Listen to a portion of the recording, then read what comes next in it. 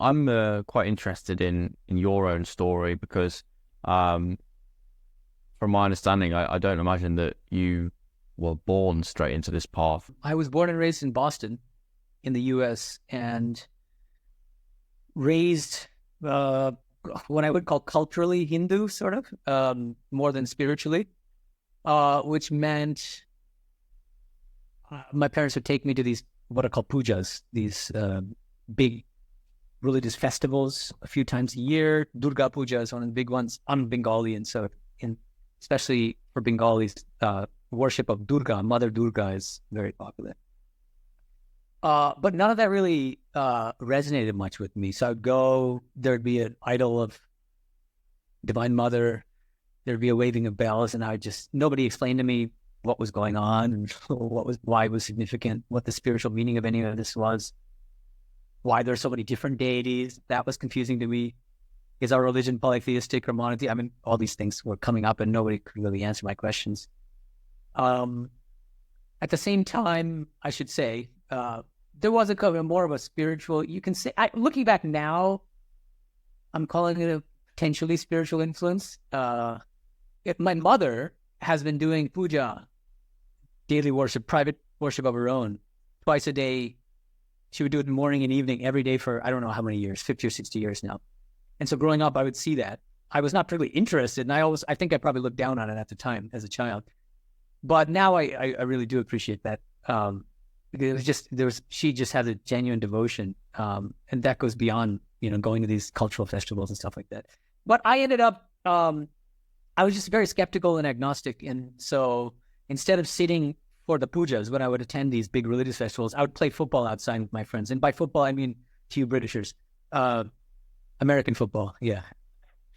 And, that was my upbringing. I was a kind of like very skeptical, agnostic seeker, maybe. And then in college, when I went to Berkeley as an undergraduate, I was just very, very interested in religion, spirituality, and philosophy, but without kind of having any sense of direction and whether any of it's true. And if so, which tradition is true? Because I didn't believe in being born into a religion. And so I started reading the Bible, parts of the Quran, Dhammapada, Bhagavad Gita, and it was Gita and Christ's teachings actually that really resonated with me. And the Gita, I was too skeptical to stomach God and devotion and all that, but I loved the idea taught in the Gita again and again that you can achieve fulfillment, true fulfillment and peace only through renunciation of worldly attachments and pleasures. So that was roughly the age of 19 or something and that just strongly resonated with me. And I just had this feeling that I was meant for a monastic vocation. And that was before I'd read anything about our particular spiritual tradition, the one that I belonged to, Ramakrishna Vivekananda. But it was Gita that really first set me on this path, maybe. But I think it really triggered samskaras, mental impressions accrued from previous lifetimes. So I imagine that I was probably a spiritual aspirant of some sort in a previous life. Because I didn't meet swamis when I was growing up. But I had this idea that I want to be a monk in India, actually. That was the idea. It was like a combination of, I have to be a monk in India, a sannyasi. And I went to grad school at Berkeley as well, studying English literature and Western philosophy, especially German philosophy. But within a semester of grad school, I knew that I would finish my PhD, I'd move to India and be a monk. And I'm very open, and so I started telling my friends that. Nobody believed me because I was very academically motivated. We're talking about that, karma yoga, this perseverance and enthusiasm. But even though I knew I was going to be a monk after the PhD, that actually it increased my enthusiasm in a way, because I wasn't interested in the ego sides of what I was doing, but I just loved the work, and I had more of a kind of spiritual aim in doing my doctoral work. And then during my PhD, I first read one of Swami Vivekananda's books. I think it was Raja Yoga, and a biography of Swami Medhananda written by Swami Medhananda, which I found very inspiring. And so I read, I then ordered the whole 9-volume complete works of Swami Medhananda, and I read them voraciously as a PhD student in a short period of time. And I started reading the teachings of Sri Ramakrishna. And then my ideas about spiritual life and monastic life became much clearer. And I knew that I found the tradition I was looking for. One of the reasons is because it's very broad, and because it doesn't privilege its own spiritual teachings over other religious and spiritual traditions, as many other paths, as far as I can tell, do. And I really like that. And it's not just a piety, but they actually give philosophical justification for their religious pluralism, for their generosity toward other paths. I mean, the idea is that the infinite divine is illimitable. And so you can never say that God is just Christ, or God is just Allah, or God is just Krishna.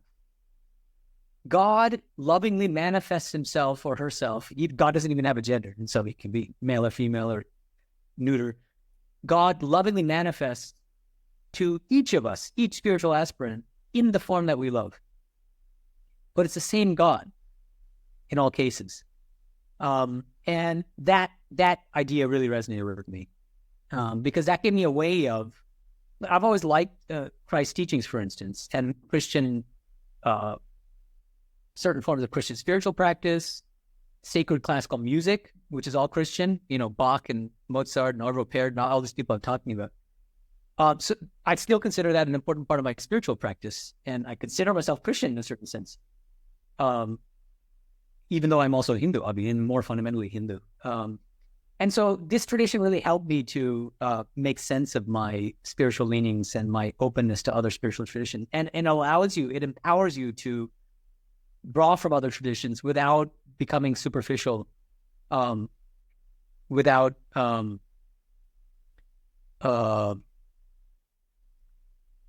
losing your anchor. Like, it's really important to kind of be firmly grounded in your own home spiritual tradition. But once you're firmly grounded, you can feel free to draw on other spiritual traditions. So that was a really important part of our tradition that I prize.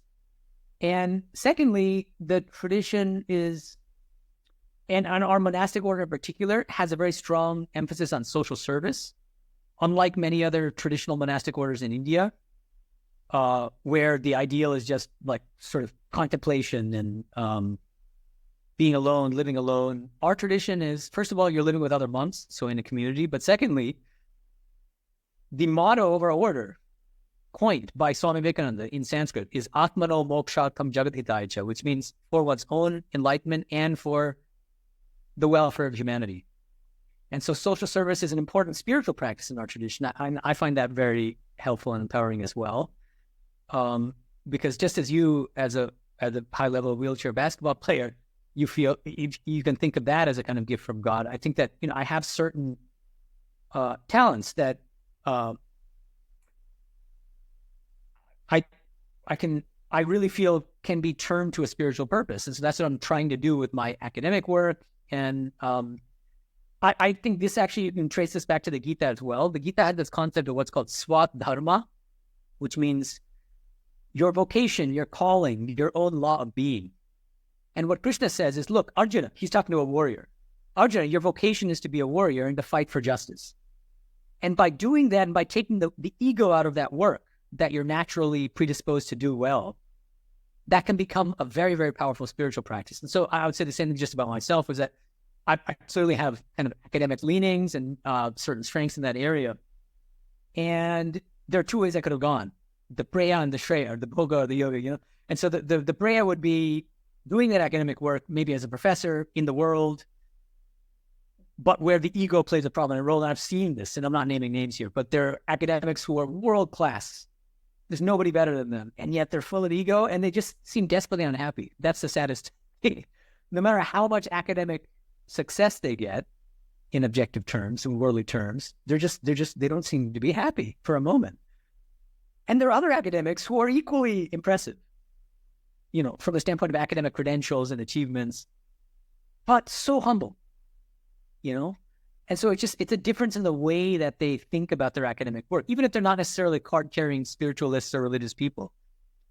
And so, yeah, I mean, I continue to be an academic philosopher now, I'm writing a book now on karma and rebirth in Hinduism, and I write books and articles. I interact with academic colleagues throughout the world and work on different projects with them, organizing conferences, going to conferences. But I'm doing that. I'm trying to do it as karma yoga. I'm trying to take the ego out of that work, and using the strengths and talents that God has given me to serve God and to serve society to the best of my ability. What does your sort of typical routine? You gave us sort of your couple of the things you do professionally there, but like, you talked about today, for example, that you got up at 5 a.m. this morning, and like, what does a typical kind of daily practice routine, and what is prayer? What was your prayer kind of routine at like times of the day? How long, and when do you read scriptures and things like that? Can you give me a bit of details into those kind of things? Yeah, sure. I mean, it's no monk is like typical. Every monk will have a different routine with some sort of invariable elements that we all share. Like every monk in our order is expected to meditate twice a day, once in the early morning and once in the evening. Under normal circumstances, it should be roughly an hour maybe or so. It could be a little longer in the morning, a little shorter in the evening, something like that. Just as a kind of basic framework. Yeah, so in the morning, I wake up and actually I do 12 sun salutations, Surya Namaskars. It's a certain yoga posture, just to kind of get the blood flowing and set the day on the right course. And then I go to meditation, and then we have morning chanting. So you're asking about scriptures, but that's actually built into our practice because we have about a half hour of morning chanting. It depends on the center, but in our center we have a half hour and it's usually Sanskrit chanting, but then we also recite the translation, the English translation of the Sanskrit, so people who don't know Sanskrit can also appreciate and understand it. But the Sanskrit language has its own spiritual power, actually. That's why it's important to chant in Sanskrit. In terms of scriptures, I'm both as an academic, but also as a monk, I'm deeply invested in the Vedantic scriptures. And so I read them constantly, and I teach classes on the Bhagavad Gita, for instance, which is the first text, as I said, that turned me on to spiritual life and monastic life. So I have a bunch of copies next to me right now because I'm teaching I'm teaching one class on the Gita at USC, University of Southern California, as a Hindu chaplain there. I'm also teaching a class called Bhagavad Gita in the Light of Sri Ramakrishna. And so teaching these classes gives me an opportunity to kind of go deep into these scriptures and try to relate them to my spiritual life. And I've also memorized the whole Gita and a number of other scriptures. And so I recite chapters of the Gita just to keep that fresh in my mind. So that's also a kind of spiritual practice. Okay, but that's all just like morning and sort of. But yeah, throughout the day, the thing is, in our order, as I said, there's a social service component. And so each of us, depending on our background, our educational training, what center we're at, does a different kind of service, basically, during the day. And so for me, it's actually academic work. It's serving as Hindu chaplain at the University of Southern California and UCLA. It's writing books and articles on Vedanta, on philosophy of religion, on epistemology, philosophy of mind, consciousness, hard problem consciousness, that kind of stuff. But from the standpoint of our Vedanic tradition,